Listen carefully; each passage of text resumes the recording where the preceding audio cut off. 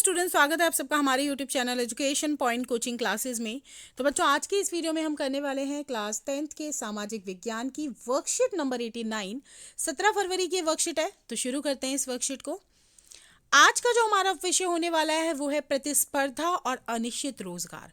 किसके संबंध में? जी हाँ, बिल्कुल, वैश्वीकरण के संबंध में। तो वैश्वीकरण और प्रतिस्पर्धा के दबाव ने श्रमिकों के जीवन को व्यापक रूप से प्रभावित किया है। जहां इससे पहले वाली वर्कशीट में हमने वैश्वीकरण के सकारात्मक पहलू देखे, आज हम इसके नकारात्मक पहलू देखने वाले हैं। बढ़ती प्रतिस्पर्धा के कारण अधिकांश नियोक्ता इन दिनों श्रमिकों को रोजगार देने में लचीलापन पसंद करते हैं। इसका अर्थ यह है कि जो श्रमिक होते हैं उनका रोजगार सुनिश्चित ही नहीं होता। एक तो सबसे बड़ी बात, इस कंपटीशन के ज़माने में, इस प्रतिस्पर्धा के ज़माने में लोग कम से कम रुपए में काम करने के लिए तैयार हो रहे हैं कि चलो कुछ नहीं तो कुछ सही, लेकिन उसके बावजूद भी इन लोगों की जो जॉब है वो फिक्स्ड नहीं है। ये बहुराष्ट्रीय कंपनियां सरकार द्वारा बनाए गए नियमों का पालन सही प्रकार से नहीं करती हैं। अमेरिका और यूरोप में वस्त्र उद्योग की बड़ी बहुराष्ट्रीय कंपनियां भारतीय निर्यातकों को वस्तुओं की आपूर्ति के लिए ऑर्डर देती हैं। तो वहीं विश्वव्यापी नेटवर्क से युक्त बड़ी बहुराष्ट्रीय कंपनियां लाभ को अधिकतम करने के लिए सबसे सस्ती वस्तुएं खोजती हैं।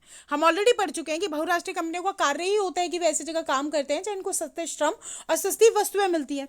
इन बड़े ऑर्डरों को प्राप्त करने के लिए भारतीय वस्त्र निर्यातक अपनी लागत कम करने की कड़ी कोशिशें करते हैं, यानी कि भाई कम से कम लागत हो, क्योंकि फायदा उनको भी चाहिए। चूंकि कच्चे माल पर लागत में कटौती नहीं की जा सकती, इसलिए श्रम लागत में कटौती की जाती है। तो नुकसान किसका होता है? गरीब श्रमिक का। जहां पहले कारखाने श्रमिकों को स्थायी आधार पर रोजगार देते थे, वहीं ये अब अस्थायी रोजगार देते हैं, यानी कि इनके रोजगार की कोई जो ड्यूरेशन होती है वो फिक्स नहीं होती है। कभी भी इनको निकाल दिया जाता है, कभी भी इनको रख लिया जाता है अपने डिमांड के अनुसार, अपने मांग के अनुसार, ताकि श्रमिकों को वर्ष भर वेतन ना देना पड़े। श्रमिकों को बहुत लंबे कार्य घंटों तक काम करना पड़ता है। अत्यधिक मांग की अवधि में नियमित रूप से रात में भी काम करना पड़ता है, लेकिन इसके बदले में उनको क्या मिलता है? कम मजदूरी। श्रमिक अपनी रोजी रोटी तक जो है वो नहीं कर पाते, और इसके लिए उनको एक्स्ट्रा टाइम देना पड़ता है ताकि उनको थोड़ा बहुत एक्स्ट्रा मनी मिल सके। हालांकि वस्त्र निर्यातकों के बीच प्रतिस्पर्धा से बहुराष्ट्रीय कंपनियों को अधिक लाभ कमाने में मदद मिली है, परंतु वैश्वीकरण के इस माहौल में क्या श्रमिकों के साथ न्याय हुआ है?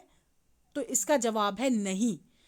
कहने के लिए रोजगार के ऑप्शन बढ़ाती है बहुराष्ट्रीय कंपनियां, लेकिन अगर धरातल पे देखें तो बिल्कुल इसका नकारात्मक पहलू दिख रहा है। उनका जो शोषण है वो दिन प्रतिदिन बढ़ता जा रहा है।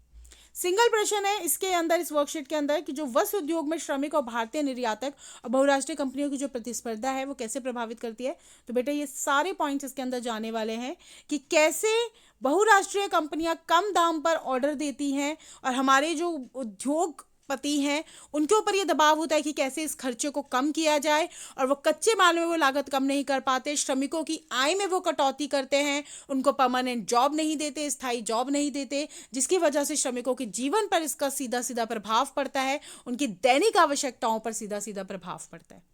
और ऐसा नहीं है कि भारतीय सरकार ने इसके लिए नियम नहीं बनाए हैं, नियम बनाए गए हैं, सारे रूल्स हैं, बट क्या उसको सही प्रकार से इम्प्लीमेंट किया जा रहा है, कार्यान्वित किया जा रहा है? ये सबसे बड़ा प्रश्न है। तो इसी क्वेश्चन के साथ आज की वर्कशीट हमारी पूरी होती है। मिलते हैं नेक्स्ट वीडियो में, तब तक पढ़ाई जारी रखिए। Thank you so much.